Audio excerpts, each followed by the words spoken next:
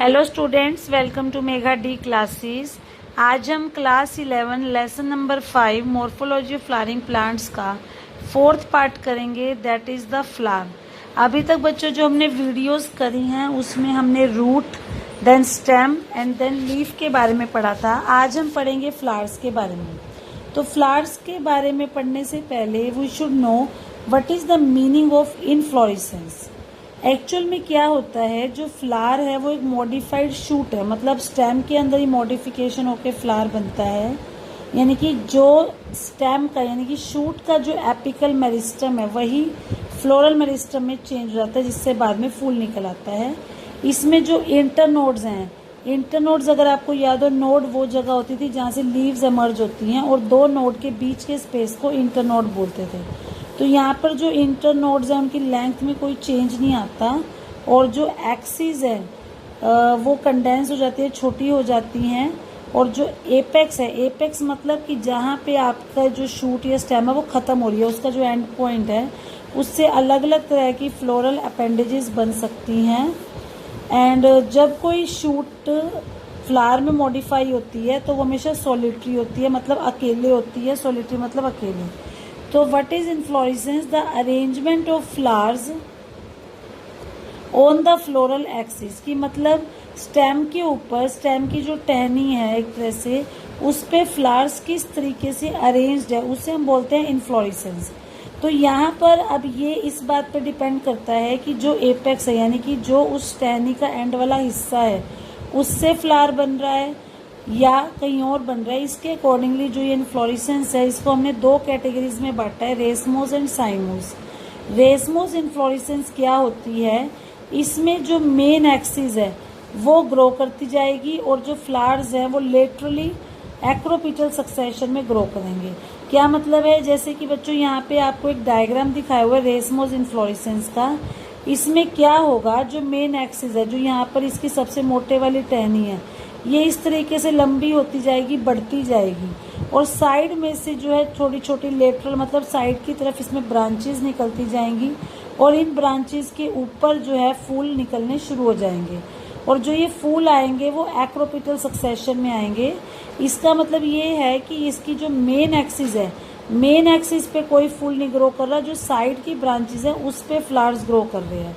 And acropetal succession का मतलब ये होता है कि इसमें जो नए फूल हैं वो तो नीचे की तरफ छुप जाएंगे, मतलब बेस की तरफ चले जाएंगे, और जो पुराने फूल हैं वो ऊपर की तरफ दिखेंगे। एक इसके अलावा जो दूसरा इनफ्लोरेसेंस होता है दैट इज साइमोस।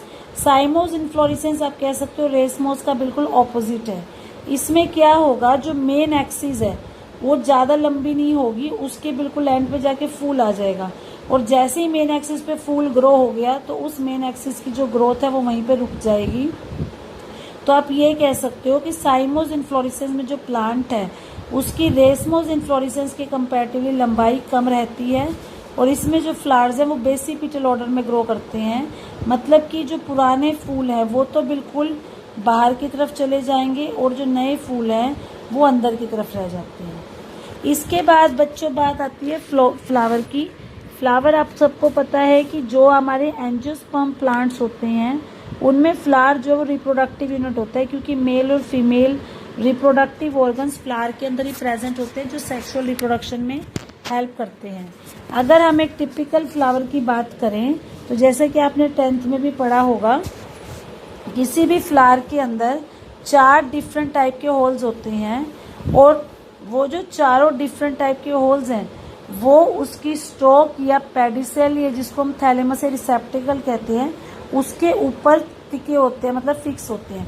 जैसे सपोज आप 10th क्लास में फ्लावर का डायग्राम बनाते थे,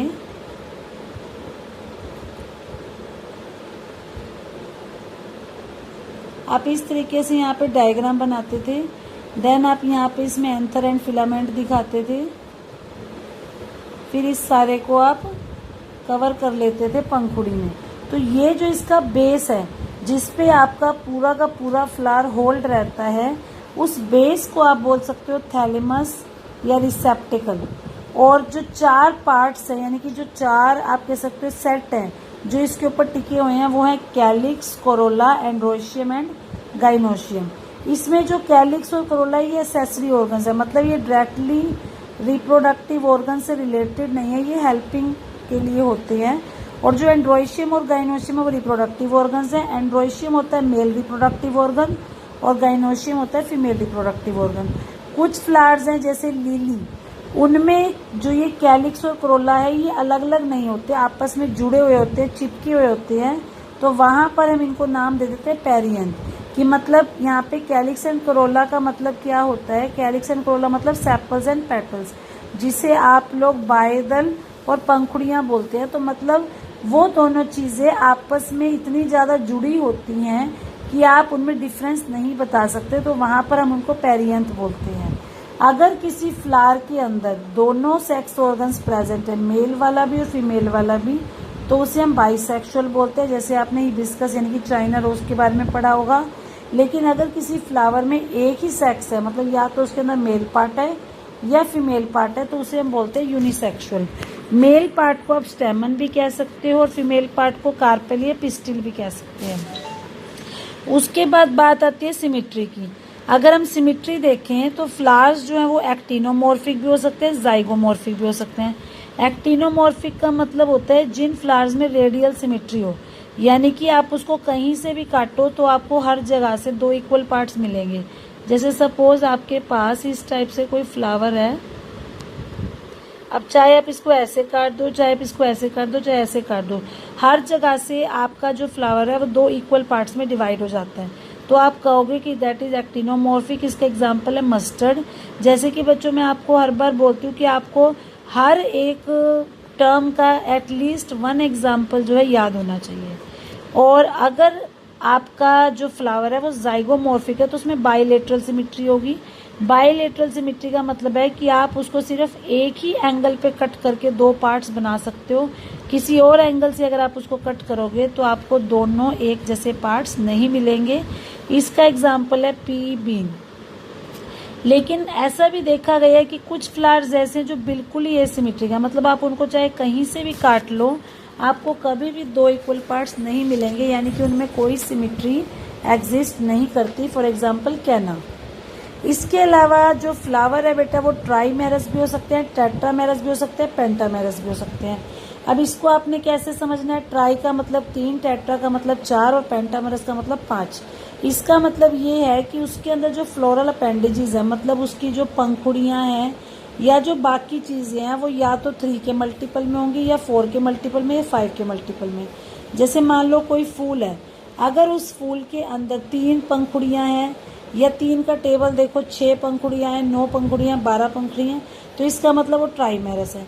इसी तरह से टेट्रामेरस फ्लावर्स होंगे जिसमें या तो 4 होंगी या 8 होंगी, मतलब उसी का टेबल चलेगा। और पेंटामेरस जिसमें 5 होंगे। इसके अलावा कुछ फ्लावर्स ऐसे होते हैं जिनमें ब्रैक्ट्स भी होते हैं।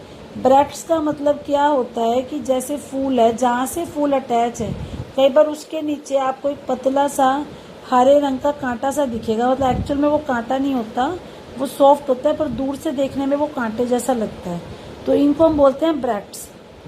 और जिन फ्लावर्स के अंदर ये ब्रैक्ट्स मौजूद होते हैं उन फ्लावर्स को हम बोलते हैं ब्रैक्टिएट, और जिनमें ये ब्रैक्ट्स नहीं होते उन्हें हम बोलते हैं ई ब्रैक्टिएट।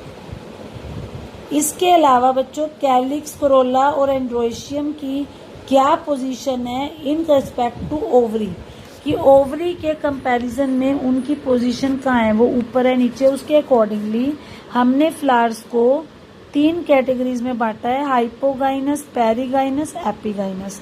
हाइपोगाइनस फ्लावर वो होते हैं जिनमें जो गाइनोशियम है that occupies the highest position while other parts are situated below us, यानी कि जिसमें जो ओवरी वाला पार्ट होगा, जो फीमेल वाला पार्ट होगा वो सबसे ऊपर रहेगा, मतलब वो ऊंचाई पे रहेगा, और बाकी सारी चीजें जो हैं उससे नीचे रहेंगी।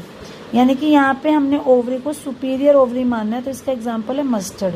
तो यहाँ पे जैसे आप ये पिक्चर में दे सकते हो, ये एक हाइपोगाइनस फ्लावर है, इसमें जो आपका फीमेल पार्ट है उसकी पोजीशन बाकी सारे पार्ट्स के कंपैरेटिवली ऊंची है, यानी कि वो सुपीरियर ओवरी है।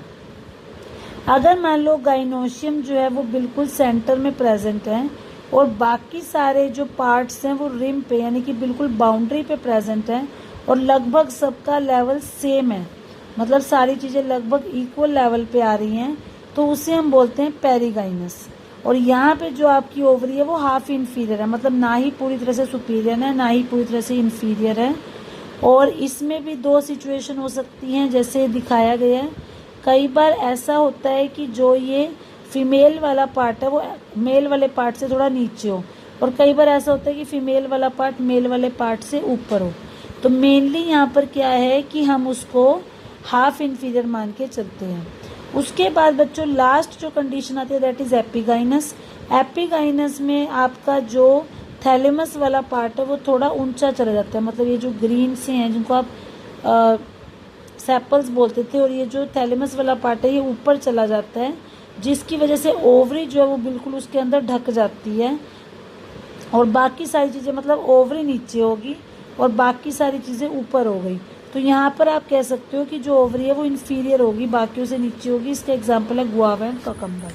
तो ये तीन तरह की पोजीशन है। हाइपोगाइनस है जहाँ पे ओवरी ऊपर है, बाकी सारी चीज़ें नीचे हैं। पेरिगाइनस जहाँ पे हर चीज़ लगभग बराबर है, और एपिगाइनस जहाँ पे ओवरी नीचे और बाकी पार्ट्स ऊपर है। तो फर्स्ट वाले हाइपोगाइनस का एग्जाम्पल बच्चों जो आपको याद रखना है दैट इज मस्टर्ड। पेरिगाइनस उसमें आपको जो एग्जाम्पल याद रखना है वो है प्लम या रोज, और एपिगाइनस में जो एग्जाम्पल आपको याद रखना है वो है गुआवा या कुकुम्बर। तो आपने हर एक कैटेगरी का एक एक एग्जाम्पल जरूर याद रखना है।